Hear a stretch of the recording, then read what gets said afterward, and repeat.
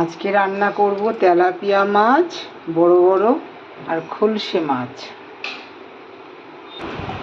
এদিকে তাল গোলানো হচ্ছে, তাল নিয়ে এসছে বড় বড়। কড়াইতে তেল গরম হয়ে গেছে, লবণটা দিয়ে দিলাম। এবার না এই খলসে মাছগুলো ভাজবো। বেশি করে তেল দিচ্ছি, একবারে দিয়ে দিলাম।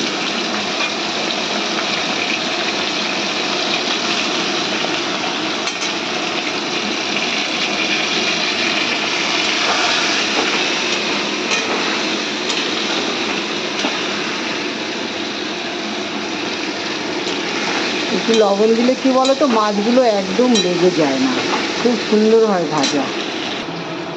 আর তেলাপিয়া মাছটা দেখো লবণ হলুদ মাখিয়ে রেখে দিলাম। এইগুলো ভাজবো, ওই মাছটা ভাজা হয়ে গেলে আবার এই মাছটা ভাজবো।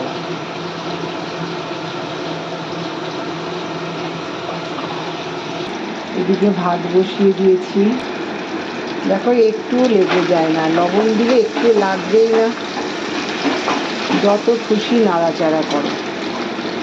মাছ ভাজাগুলো হয়ে গেছে, দেখো লাল করে ভেজে নিলাম, এবার তুলে রাখছি। দেখো লাল করে ভেজে নিলাম, তেলটা গরম হয়ে গেছে। এখন ওই তেলাপিয়া মাছগুলো ভাজবো।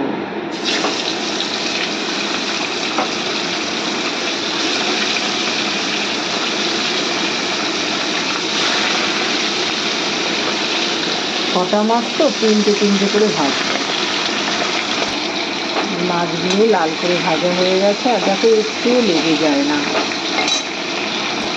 এবার মাছগুলো তুলে নিচ্ছি।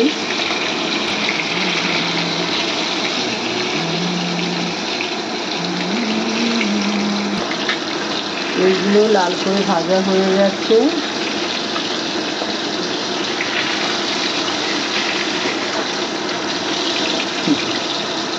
যাচ্ছে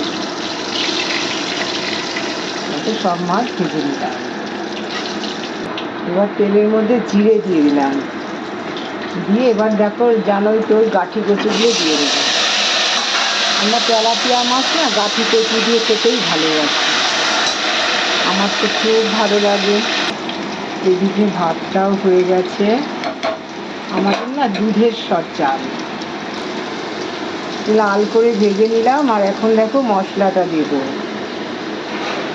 আদা গ্রেট করেছি, হলুদ আর কাশ্মীরি লঙ্কার গুঁড়ো আর কাঁচা লঙ্কা, টমেটো একসঙ্গে দিয়ে দিলাম। মশলা ধোয়া জলটাও দিয়ে দিলাম। এদিকে দেখো তালটাও গোলানো হয়ে গেছে,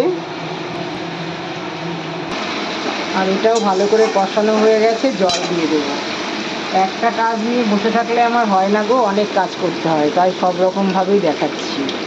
এবার দেখো কষানো হয়ে গেছে, জলটা দিয়ে দিলাম পরিমাণ মতন। যে যেমন ঝোল খাবে তেমন করেই জলটা দেবে তোমরা। এটা তেলাপিয়া মাছের জন্য। ঝোলটা ভালো মতন ফুটে গেছে, আর এই গাঠি কচুগুলো না একদম গলে গেছে। এবারে মাছগুলো দিয়ে দিচ্ছি, সব মাছগুলো দিয়ে দিলাম।